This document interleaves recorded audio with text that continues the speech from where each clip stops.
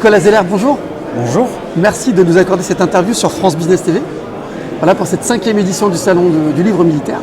Alors justement pour vous, que représente le Salon du Livre Militaire de l'Armée de Terre?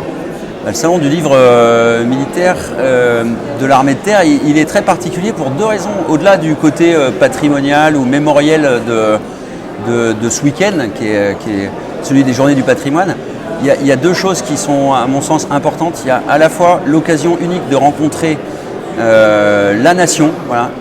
L'armée vient rencontrer le public, la nation, et par là finalement elle entretient quelque part le lien indéfectible qu'il y a entre les deux. Ça c'est la première chose, et c'est essentiel que l'armée s'explique à ceux qui la connaissent mal, et en ça c'est une occasion rêvée.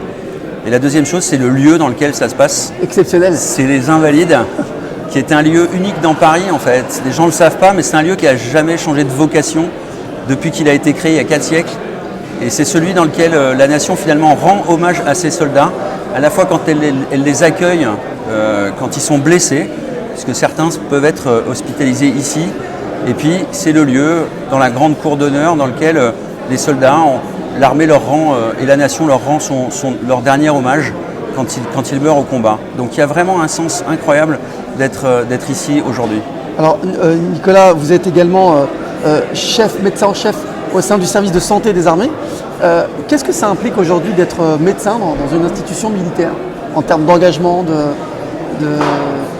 Le médecin militaire, c'est un objet un peu particulier dans l'armée parce qu'il conjugue à la fois son métier de médecin et son statut d'officier dans les armées. Et les deux ont un sens très particulier.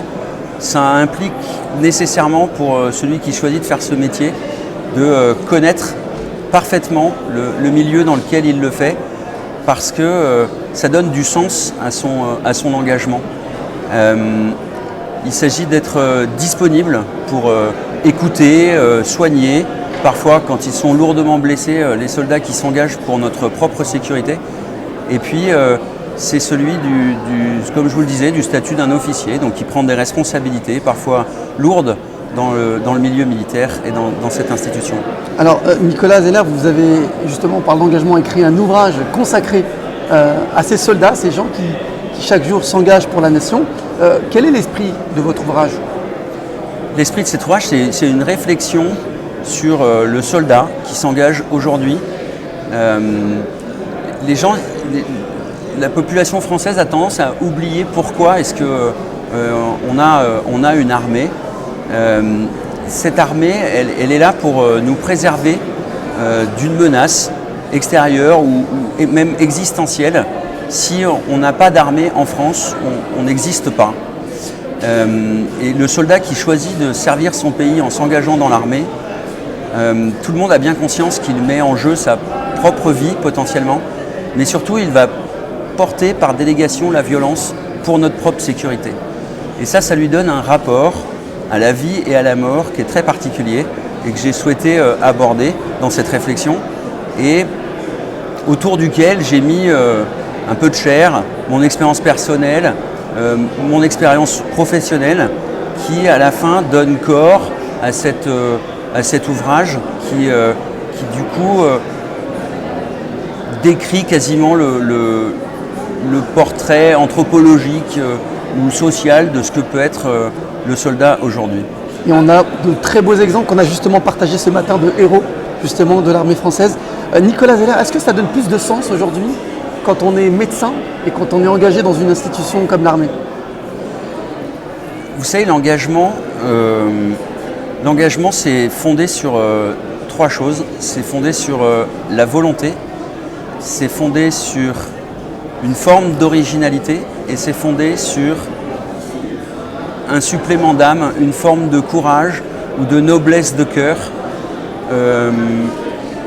Et ces 3 éléments-là, tous les jours, il faut les remettre en question et il faut les affirmer, se dire oui, parce que la vie nous charge tous les jours de nous amener des obstacles, de nous amener des possibilités de dire non. Et dans le métier que j'ai choisi, celui de la médecine dans les armées, j'ai tous les jours eu l'occasion de donner un sens à mon métier et de pouvoir dire oui à cette volonté qu'il faut garder et qui devient presque une détermination ou de l'obstination, de dire oui à cette originalité, cette espèce de folie qui interroge ceux qui nous regardent, et puis ce supplément d'âme, cette forme de courage qu'il faut venir chaque jour réinterroger pour continuer à s'engager et dire oui. Alors on retrouve ce récit passionnant à travers votre ouvrage qu'on va montrer aux téléspectateurs, Corps et âme, qui reprend justement ce passionnant engagement. Et puis c'est le portrait de ces soldats que vous décrivez, Nicolas Zeller. Alors votre ouvrage fait partie des coups de cœur de l'armée de terre, donc il fallait effectivement en parler. Est-ce que vous avez un dernier message, Nicolas Zeller, à partager aux gens qui nous écoutent? Voici, il faut partager un message auprès des jeunes d'aujourd'hui qui se posent des questions sur la nécessité ou non de s'engager, quelle que soit la forme de l'engagement. Ça peut être un engagement associatif, ça peut être un engagement dans nos vies personnelles, ça peut être un engagement dans une institution militaire ou dans un métier, quel qu'il soit. Faites preuve de courage. Tous les jours, il y aura une raison de remettre en question cet engagement. Foncez et ne vous retournez pas. Et ne lâchez rien. Merci beaucoup Nicolas Zeller pour cette interview. Et puis je vous dis à très bientôt pour je l'espère, un nouveau salon du livre. J'espère aussi. Merci beaucoup. Merci Ali.